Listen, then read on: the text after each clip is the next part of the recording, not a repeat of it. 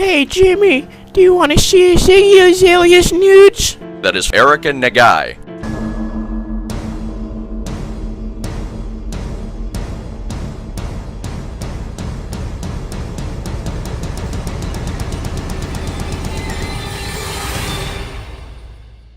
Oh yeah, right, sorry.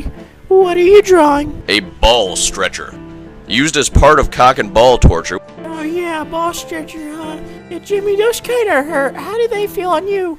Erotic. Carl, would you like to share with the rest of the class what you and Jimmy are talking about, squad? Oh yeah, okay. So this is a ball stretcher in section 2 of cock and ball torture, which fastens around your scrotum and pulls away from your body, and it feels something like this. No, Carl, there will be no cock and ball torture in my classroom, squad. Oh, okay, Miss Fritz. I'm about to head out.